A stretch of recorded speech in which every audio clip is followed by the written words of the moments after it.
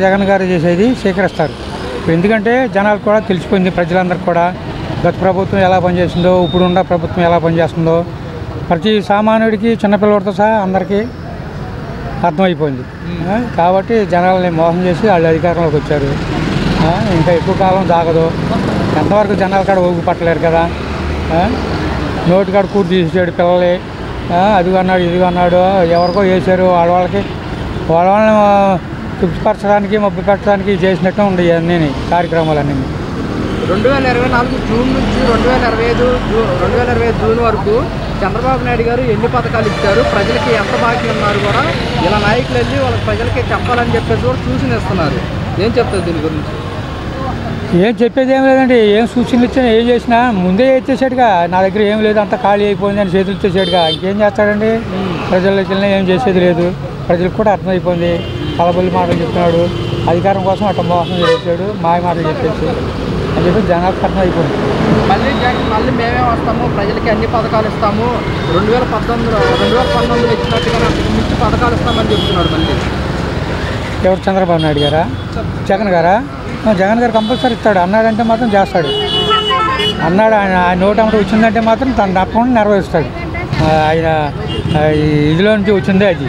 మాట తప్పే మంచి కదా. ఆయన అన్నాడంటే చేసి తీరుతాడు, అంతే. చాలంటే వేరే విధంగా అర్థం కాదు. జనాలు కాదు తెలుసు ఆయన అన్నదని చేశాడండి.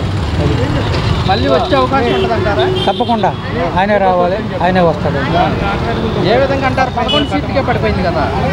అయ్యే జనాలు తెలుసుకుందండి, ఎందుకు పడిపోయిందో ఎలా పడిపోయిందో అని కాడ మీకు చెప్పవసరం లేదు. మీలాంటి వాడి కాళ్ళకి తెలుసు, మీడియా వాళ్ళు కూడా తెలుసు ఏ రకంగా పడిపోయింది అనేసి. మామూలుగా 1-2 ఇది అనుకుంటే అనుకోవచ్చు. మరి అంత తేడా పడిపోయింది అంటే తేడాగానే ఉంది.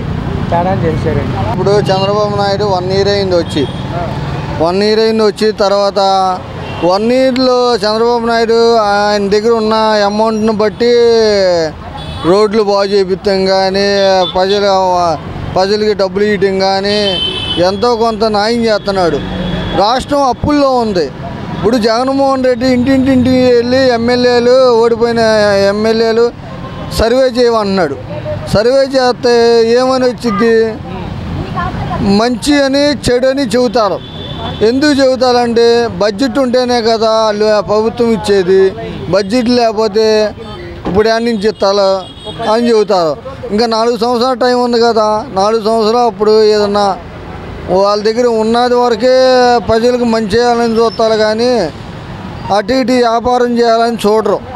అంటే చంద్రబాబు నాయుడు గారు ఎన్నికల ప్రచారాలు ఇచ్చిన హామీలు గాలికి వదిలేశారు. ఎక్కడ కొట్టేశాడు? హామీలు గాలికి వదిలేలా. హామీలు ఉన్నాయి కానీ ఒకటి ఇచ్చుకుంటూ వస్తున్నాడు. ఏపీ బడ్జెట్ ఎంత ఉందో దాన్ని బట్టి ముందుకు సాగుతున్నాడు. హామీలు ఇచ్చిన తర్వాత ఉన్న బడ్జెట్ని బట్టి ఒకటి తర్వాత ఒకటి ఇచ్చుకుంటూ వస్తున్నాడు. జగన్మోహన్ రెడ్డి స్పాట్లో ఇచ్చాడు. స్పాట్లో ఎలా ఇచ్చాడు? ఇంటి పన్నుని, నీటి పన్నుని, పాత బకాయిలని అందరి దగ్గర వసూలు చేసి జగన్మోహన్ రెడ్డి గారు ఇచ్చారు. ఆయన సొమ్ము, మన సొమ్మే ఆయన ఇచ్చాడు. ఇప్పుడు ఏంటంటే మన సొమ్మే తీసుకోకుండా చంద్రబాబు నాయుడు గారు ఇప్పుడు ఇంటి పన్ను తీసేసాడు. ఇంకోటి ఏంటంటే ఆయన ఎక్కడి నుంచి అన్నది అని అమ్మఒడి, తల్లికి వందనం అవి వేస్తున్నాడు. ఇంటింటికి వెళ్ళేది ఏంటంటే జగన్మోహన్ రెడ్డి చిన్న పొరపాటు చేస్తున్నాడు. అయితే జూన్ 2024 నుంచి జూన్ 2025 వరకు ప్రజలకి చంద్రబాబు నాయుడు గారు ఎంత బాకీ ఉన్నారో QR కోడ్ స్కాన్ చేస్తే ప్రజలకు తెలిసిపోయింది. QR కోడ్ స్కాన్ చేసిన ప్రజలకి తెలిసిపోయినా కూడా చంద్రబాబు నాయుడు గారు ఏమీ జరగదు. ఎందుకు జరగదంటే ఏపీ అప్పుల్లో ఉంది.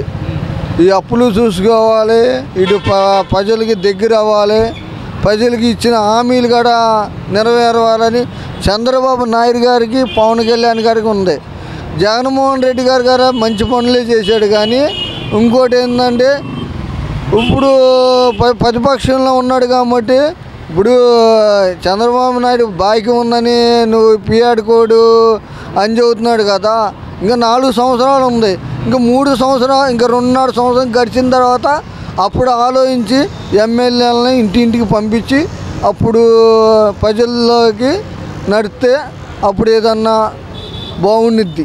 వాళ్ళకి ఇచ్చిన హనీమూన్ పీరియడ్ టైం అయిపోయింది, మన ప్రజల తరపున పోరాటం చేయాలంటున్నాడు కదా.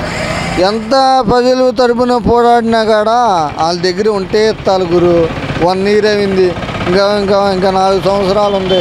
4 సంవత్సరాల్లో కీర్ చేస్తాడేమో.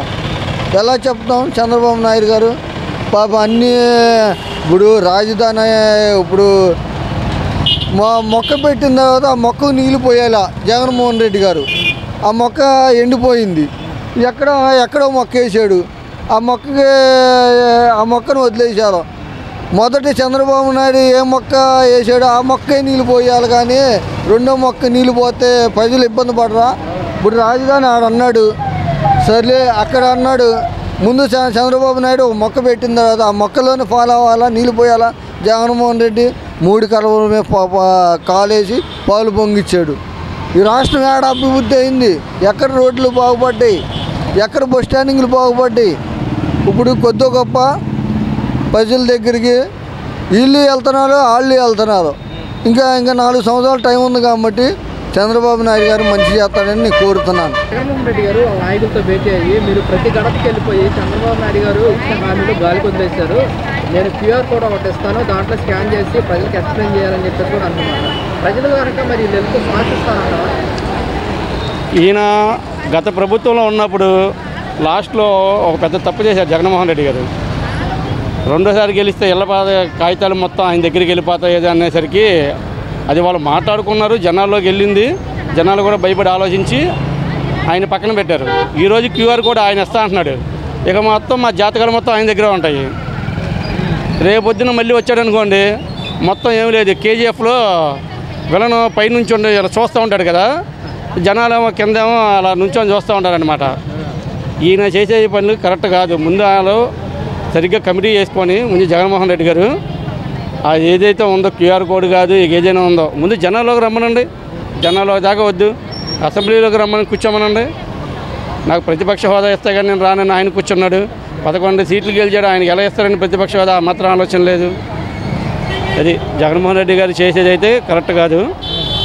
జూన్ 2024 నుంచి జూన్ 2025 వరకు చంద్రబాబు నాయుడు ఎన్ని పథకాలు ఇచ్చాడు, మీకు ఎంత బాకీ ఉన్నాడని చెప్పేసి కూడా మాజీ ఎమ్మెల్యేని వెళ్ళి ఆ ప్రజలకి వివరించాలని చెప్పేసి కూడా చెప్తున్న మాట మీరేమంటారు? గత జూన్ నుంచి జూన్ వరకు జగన్మోహన్ రెడ్డి గారు ఎమ్మెల్యేలకి ఎంత బాకీ ఉన్నారు ఏంటైనా? చంద్రబాబు నాయుడు గారు ప్రజలకు ఎంత బాకీ ఉన్నారు, ఎన్ని పథకాలు ఇచ్చారని చెప్పేసి కూడా వివరించాలని వాళ్ళ ఎమ్మెల్యేలను వెళ్ళమంటున్నాడు. గత 5 ఏళ్లలో మరి ఈయన చేసిన పనులు ఏమున్నాయండి? ఒకే చోట కూర్చున్నాడు, జనాలు మొత్తం అందరినీ పిచ్చోళ్ళని చేశాడు. అసలు అక్కడ తాడేపల్లిలో కూర్చొని సచివాలయంలో కూర్చున్నట్టు క్రియేట్ చేసి మొత్తం అన్నీ అక్కడి నుంచి ఆపరేట్ చేశాడు. ఆయన ఉచ్చ పథకాల మీద బేస్ అయిపోయి జనాలకి ఇక ఇంకేమందరూ 30 ఏళ్ళు నేనే ఉండాలి కదా ఫిక్స్ అయిపోయాడు. మరి ఆయన ఏం చేశాడు? విపరీతంగా రేట్లు పెంచాడు ప్రతిదాని మీద. ఆయన చేసినయే ఇసుక ఛార్జీలే కానీ, ఇసుక ఛార్జీలు, కరెంటు బిల్లు కానీ, ఏదైనా కానీ ఇవన్నీ ఆయన పెట్టినయే కదా. ఇప్పుడు వచ్చి తగ్గలేదు అవి. సర్ఛార్జీల మీద మోత అప్పుడే మోగింది, అప్పుడే వేసి వసూలు చేశాడు ఆయన. మరి వాళ్ళు చేసిన పనులకి ఇప్పుడు ఈ గవర్నమెంట్ నానా ఇబ్బందులు పడుతుంది. మాకు జగన్ ఉన్నప్పుడు ఇల్లు వచ్చినాయండి, మాకు ఫైన్ వచ్చింది. 70 సంవత్సరాలు, నాకు 60, మేము పైకి ఎక్కలేము. ఆఫీస్కి వెళ్తే ఎవరికి నొప్పులు లేవు, ఎవరికి జబ్బులు లేవు అంటున్నారు. వాళ్ళ ఉద్యోగాలు మున్సిపాలిటీ ఆఫీసులో వాళ్ళ ఉద్యోగాలు తెలిసిన వాళ్ళకి ఉద్యోగాల వాళ్ళకి ఇచ్చుకుంటున్నారు ఇల్లు, మాకు ఇస్తలేదు ఇల్లు. అది దయచేసి నిన్న జగన్మోహన్ రెడ్డి గారు వాళ్ళ నాయకులతో భేటీ అయ్యి చంద్రబాబు నాయుడు గారు ఇచ్చిన హామీలను గాలి వదిలేశారు, మీరు ప్రజల దగ్గరికి వెళ్ళి మొత్తం వివరించాలి, క్యూఆర్ కోడ్ ఇస్తానని చెప్పేసి కూడా అంటున్నారు. మీ దగ్గర ఇప్పుడు మా దగ్గరకు వస్తే మేము చెప్తామండి, ఇలాగ మీరు ఉన్నప్పుడు ఇచ్చాము, డబ్బులు కూడా కట్టామండి, అప్పులు చేసి కట్టాము డబ్బులు. పైన 4 ఫ్లోర్లు ఇచ్చారు, ఇప్పుడు 1.5 సంవత్సరం అయింది. అదేమో అప్పుడు 60,000కి వడ్డీ కట్టుకోవాలి, మేము ఇక్కడ అద్దుకోమంటున్నాం. ఆ ఇంటికి వెళ్ళిపోతాం బాబు మాకు ఎంత ఇప్పించండి అంటే అవి ఇస్తలేదు ఇల్లు. ఆ తిరిగి అలసిపోయి ఊరుకున్నాడు. ఇప్పుడేమో ఆయనకేమో ఆపరేషన్, మేము ఇప్పుడు ఎక్కడికి వెళ్ళాలి? ఆ ఇల్లు మీకేమో సొంత ఇల్లు ఉంది కదా, మీరు అద్దెంట్లో ఉంటున్నారేట అంటున్నారు. 4వ ఫ్లోర్ ఎక్కడెక్కించి తీసుకెళ్ళండి ఆయన్ని? 70 సంవత్సరాల మనిషిని, మోకాలు ఆపరేషన్ చేయించుకున్న మనిషిని. దయచేసి ఆ లోకేష్ గారు ఏమైనా సాయం చేస్తే బాండావమ్మ గారికి చెప్పి సింగనగర్ రైలు కట్ట దగ్గర వస్తాయండి ఇల్లు. వెళ్ళాము, అందరి దగ్గర తిరిగామండి, మళ్ళీ వెళ్తాము. ఏదన్నా అక్కడికి హెల్ప్ చేస్తే